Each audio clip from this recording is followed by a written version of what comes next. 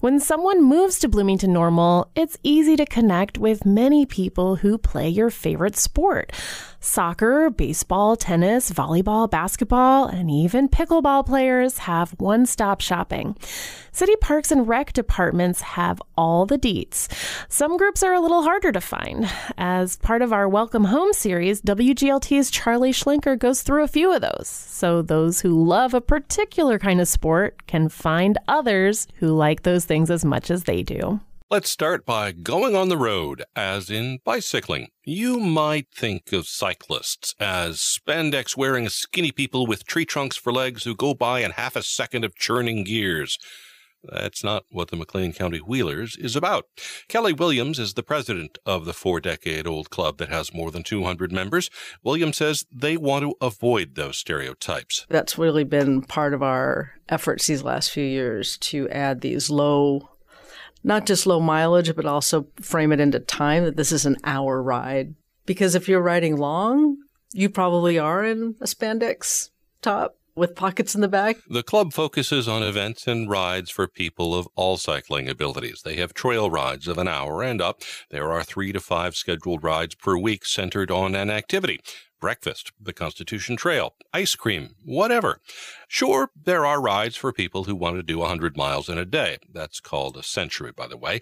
But Williams says there are plenty of things to do for those who prefer a more sedate recreational speed of 8 to 10 miles an hour. You could have a hybrid or a beach cruiser bike and be in shorts and ride with us as well. We want to provide those opportunities. We say the only requirement is a helmet. The pandemic caused bike sales to go up 40%. Williams says so did their membership, and it has even grown slightly since. The club is growing in diversity, too. 40% of members are women. The ride leaders, she says, are trained and experienced on McLean County roads. They don't use state highways and try to avoid roads that get a lot of traffic. The ride leaders know these roads. They know the layout of McLean County. They know which roads dead end. They know which roads turn into gravel halfway through. And they know which ones have more traffic than less. That expertise may even extend to more esoteric knowledge of just where territorial terrorizing farm dogs live. The Wheelers schedule rides for people who work as well as for retirees. There are after-work rides 3 times a week, weekend morning rides, and even night or full moon rides with everyone lit up and flashing.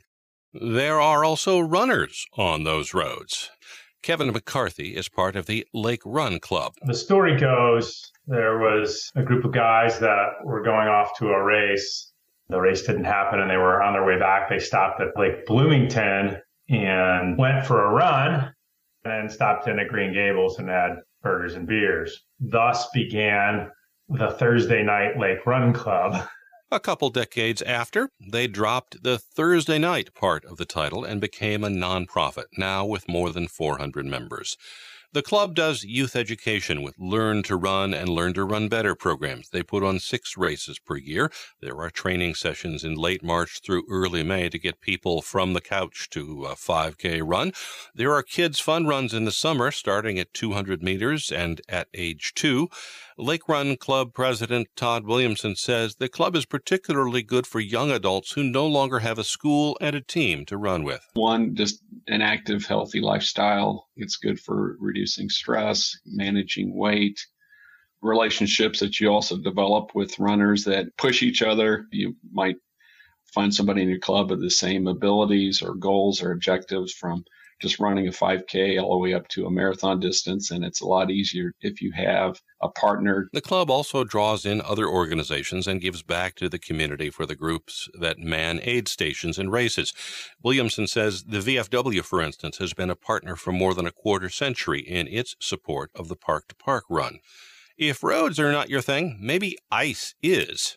Adult hockey is big in Bloomington-Normal. More than 100 people play at the Pepsi Ice Center in Bloomington, managed by Michael Hernbrot.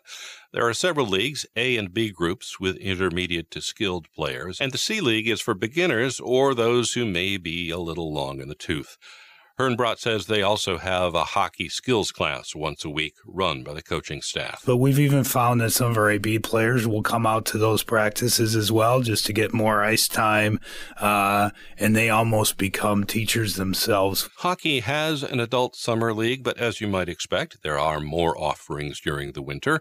Hernbrot says, yes, it's good for fitness. You have to have strong cardio and legs and skills to play. But the joy of hockey is not all on the ice. You know, there's a lot of camaraderie. It's not a sport where you're out on the ice the entire time. So you go out and you do your 45-second to 1-minute shifts, and then you're back on the bench with your teammates, laughing and joking. Some of the funniest conversations I've ever heard are on the bench. And it's for all ages. Emil Ludi is in his upper 80s.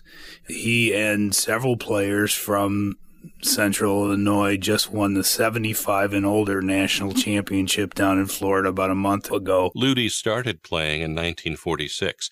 20% of the roughly 100 adults on the ice in Bloomington-Normal are women. On the road, on the ice, we've covered those. How about under the ground? The near-normal grotto of the National Speleological Society goes caving. Mark Tiratilli with the club says they started in 1991. There are more than 30 members from around the region. Tiratilli says they offer education, training, supply extra gear. The ethos is safety first. At least a party of 3. That way, if there was an incident, one person can stay behind with someone, another person can go for help. Ideally 4, so that if somebody is trying to exit, they're not doing it alone. Carry a minimum of 3 sources of light. You try and have enough food and water, ideally, to be able to survive for 24 hours. Tiratilli says some people are hardcore cavers, some are there for the social aspects, and some are in between. I go underground, and I feel young again. I'm 57. I'm getting up there in years. Things don't work the way they used to. But I get underground, and I start bouncing over rocks, and some of the college students that I'm bringing on their first trips, they're kind of like, how old are you again? There's just something energizing about being underground. Tiratilli says you leave all your problems on the surface. There's no cell phone reception, no light, and sound is limited to your vicinity. Some caves are shallow and lateral. Some are very deep. One in Georgia has a 500-foot vertical drop with a waterfall. Tiratilli says you end up over 1,000 feet underground. On one trip, there had been a lot of rain, and the cave was taking on water. Tiratilli says it was beautiful. The waterfall, which starts about 100 feet below where you initially start your rappel, was roaring quite well.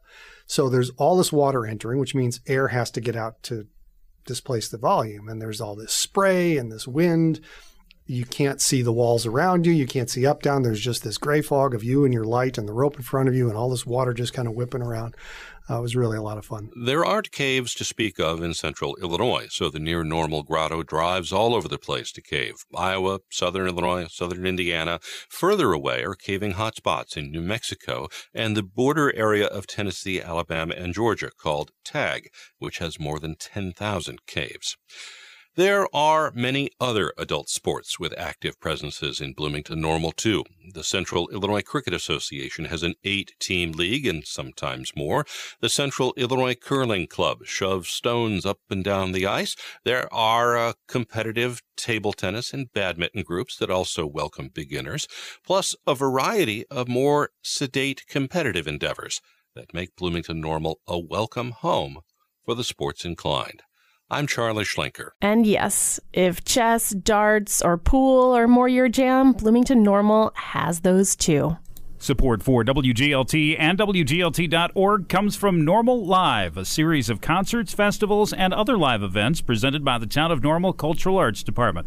Details and schedule at normalil.gov/live.